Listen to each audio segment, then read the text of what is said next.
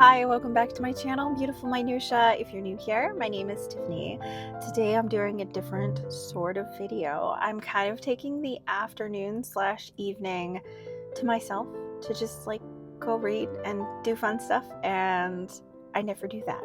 So it's kind of exciting, kind of fun. I thought I'd take you along with me because I saw this video. Well, actually, it was a reel on Instagram, which means it was probably originally a TikTok, of these people who did what they called a book crawl. I'd heard of a bookstore crawl before, where you go from bookstore to bookstore and you buy something in each place, but this was not a bookstore crawl. The point of this was to go to various places and kind of stay in each place for a certain amount of time and just read and keep track of how many pages you're reading at each location. And I thought that sounded like so much fun.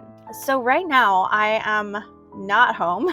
I just dropped my daughter off because she is going to be in Nashville for the weekend for a competition. So I am an hour and a half away from home, and I've been looking up things that are around where I am, and I found a coffee shop where I am going to start out, but I'm also going to get dinner somewhere too. I don't know where yet. Thinking Thai food, but I could be wrong. I'm going to look up what else is around here before I make decisions for sure. But come along with me and I'll let you know what I'm reading, what I'm thinking, how much I get read, all that kind of stuff.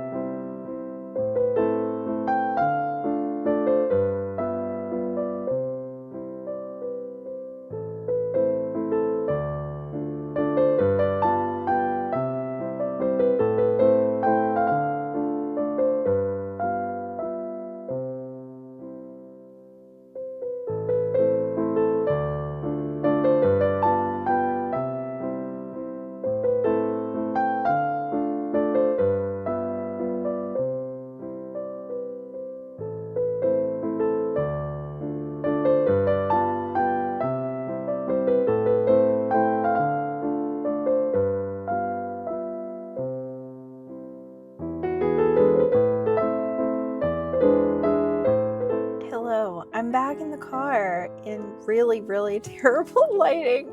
So you might have seen that the book that I picked up in the coffee shop was As Long as the Lemon Trees Grow. So I just started it. I had not read a single page of it yet. And I think I'm through about page 40, page 38. So I got 38 pages read, the first 3 chapters. This is about a young girl named Salama, or maybe it's Salama. I actually don't know how you pronounce it. She is living in war-torn Syria shortly after the revolution in Syria has started, which is a time period that I don't know a lot about. I mean, I guess this takes place in probably the 2010s, but it's something I hadn't really researched all that much. But I don't think you really need that diving into this book, because it does explain to you that there are people who want to see a revolution, who are wanting freedom in Syria and are rebelling against the government and the military coming in and just shutting things down.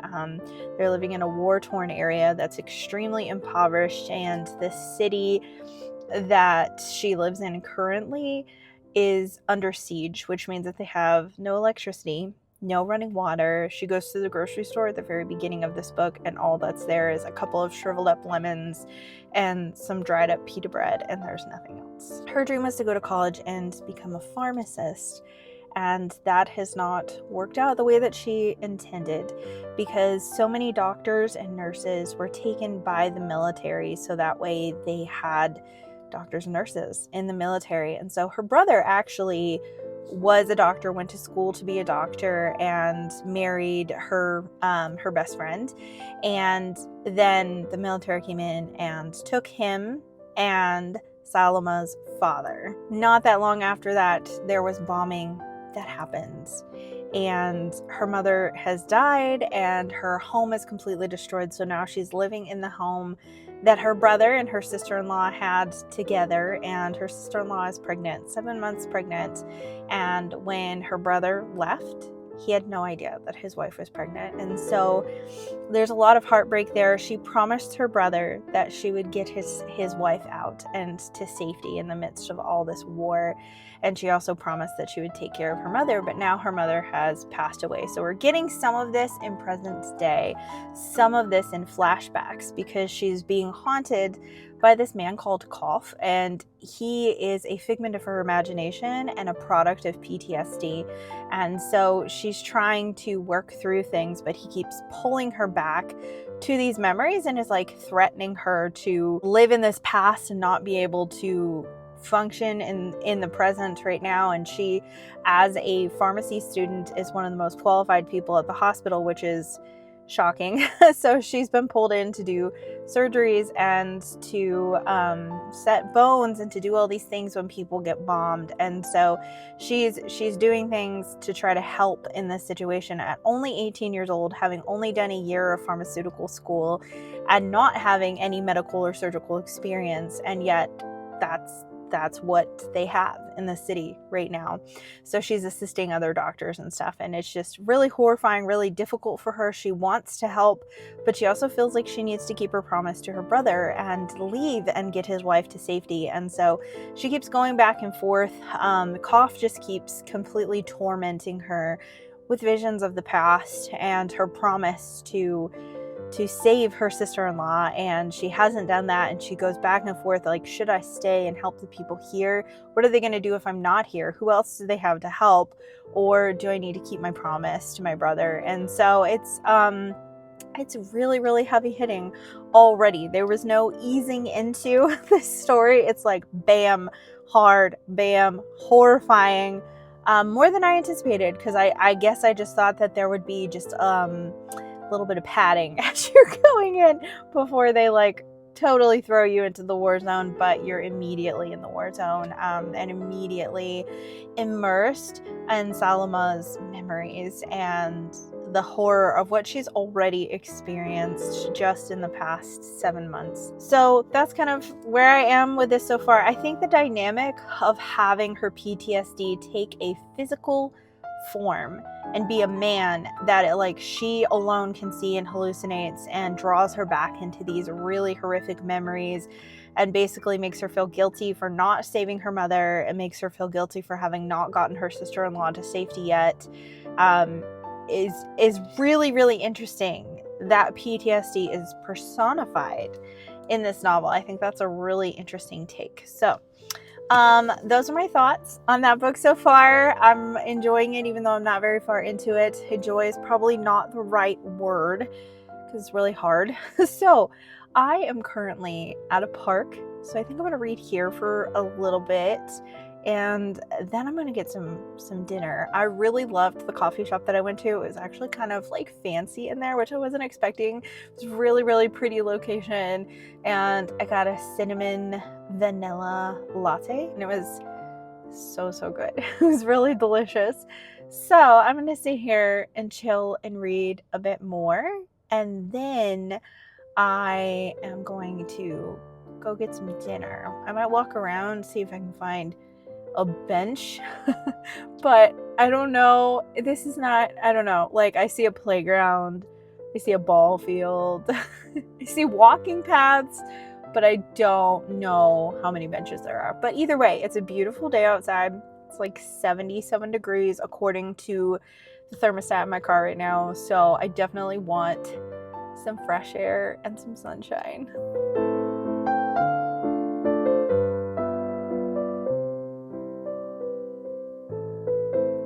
Hi, I did not stay at that park for very long. There was like a weird ice cream truck that came and the music was so loud. It was really distracting. So I only read 2 chapters of As Long as the Lemon Tree Grows, and I'm now getting ready to get dinner, and I think I will not bring As Long as the Lemon Trees Grow with me to read that because it's not a very appetizing book. Not that books are intended to necessarily be appetizing, But this book doesn't pull any punches in terms of the devastation that comes from war, which is good. You know, we should not be watering down what people are going through. But as she's working in these hospitals, like the last chapter I read, there was a bomb that hit an elementary school, and there are kids just dying, kids that have like intestines coming out of them, and like it's really brutal, a little more brutal than I might have expected a YA book to be, but I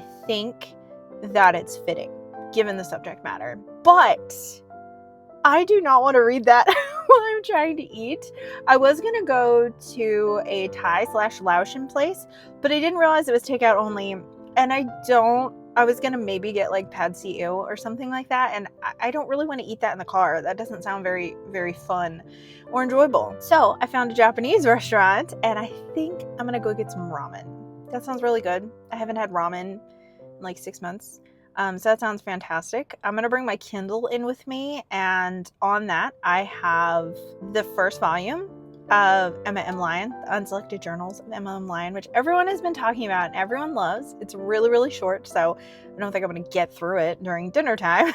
I don't think it's that short, but it's very, very brief and is very lighthearted and will not make me feel remotely queasy while I'm eating. Not that As Long as the Lemon Trees Grow is making me feel queasy. It's not. I'm not particularly sensitive to violence in books, but I also just am not in the mood to read that while I'm trying to eat ramen. And also ramen's a little more messy, and it's not my book. I'm borrowing this book from my sister, and I do not want to splash ramen all over her book. So Sandy, you're welcome if you're watching this.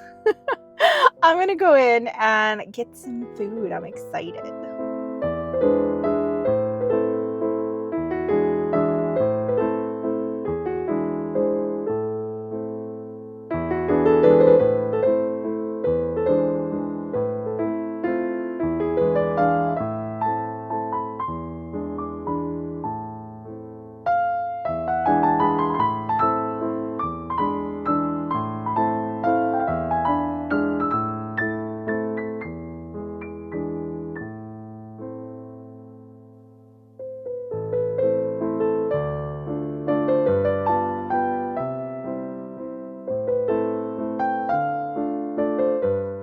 Hello, here I am in all my post-ramen glory. Oh my gosh, that was so delicious. I'm really glad I ended up with ramen. I think maybe I was more in the mood for that. Last minute, I almost got a poke bowl, but I went with ramen, and that was certainly the right choice. But now I am so full. I am about 20% of the way through Emma M. Lyon, which is fun. I'm enjoying the writing style a lot. These are obviously, as you can tell from the title, her journals. So she's writing about herself. She's just come to London, and I don't know exactly what the whole situation is because her parents are not mentioned at all. In fact, it's mentioned that she's living in this house in London that her cousin has like established like rooms for her there. And she hasn't really talked to her cousin much, but the last journal entry I read, she talked about how this was going to be her house when she turns 21, and that her cousin is essentially just looking over everything and being kind of her guardian and caretaker and in charge of her finances and the house until then. So I don't really know what has happened to her parents. That hasn't been mentioned or even implied. So I'm curious if she's been an orphan for a really long time or if it's a more recent development. Although I think she said for the last 3 years or so, she was a companion to like an adult cousin and has not been able to receive the funds for that because her cousin, who is her guardian, is keeping that from her. So she is up on the 5th floor garret, even though she used to be on the 3rd floor. And she says that the reason that she's not allowed to be in the 3rd floor and she's been banished to the 5th floor garret is she believes because of the incident that caused the scar. So I'm a little intrigued. I don't know exactly what the whole situation surrounding her is, which is kind of perfect because in a journal, people aren't just going to info dump about their whole lives. But she enjoys reading and she's kind of stuck in this this garret without the opportunity to really have very many books. And she finds a bookstore, which I think is really funny. And it said that they sell books of the, quote, new, slightly used, and abominably treated yet resurrected variety. And I just love that. I love me some used books, as you know. And I just love her spirit. She seems just very spunky and fun. And in this garret, she finds a copy of Paradise Lost, and she's very excited. She says, "Victory! Cousin Archibald's plan to keep me uneducated suffers a retreat. How wonderful it will be to have something to read until I can rebuild my own library. In addition, finding Milton in your garret must be a sign of sorts." I've not yet read Paradise Lost, but I am planning to read it this summer, so it's kind of fun to hear her pick out poetic lines she thinks are lovely and enjoying. So I think that that's really interesting, and I'm curious to see what other kinds of books are going to be mentioned throughout. The fact that she wants to rebuild her library tells me that she loves to read, and so I feel like there will probably be more literary references the longer that we go throughout the book. And she just has a really fun way with words. She describes her cousin Archibald as not only thin in person, thin in humor and spirit and character. Anyways, that's all I have to say about that. I am very full, so I think I'm gonna go walk around for a little bit. I thought about doing Barnes & Noble because they'd have a Starbucks in there and I could get a tea or something, but I don't know if I really want to go to Barnes & Noble. I don't know if I care. There is half-price books here, which is a lot less expensive than new books. Obviously, they have new, slightly used, and abominably treated yet resurrected variety of books there. So I might check that out. I'm trying not to buy very many books this year, which has been succeeding marvelously so far, but I might just walk around and see what I can see and just enjoy looking at the shelves. And if I do decide to pick something up, I will share it with you, but it would probably have to be something that's in the bargain section, maybe.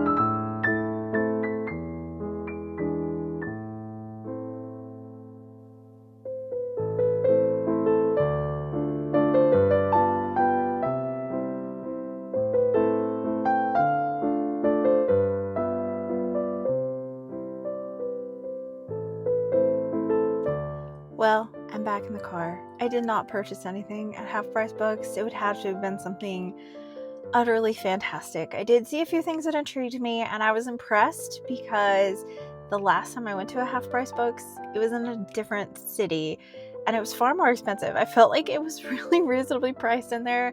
Like, a lot of hardcovers were $4 or $5, which I think is phenomenal, and their paperback section, like mass market paperbacks, all mass market paperbacks were $1 each, and like buy 4 get 2 free. So you could literally get half a dozen mass market paperbacks for $4, which is an incredible deal. Unfortunately, I didn't really see anything that I wanted to read that I didn't already own.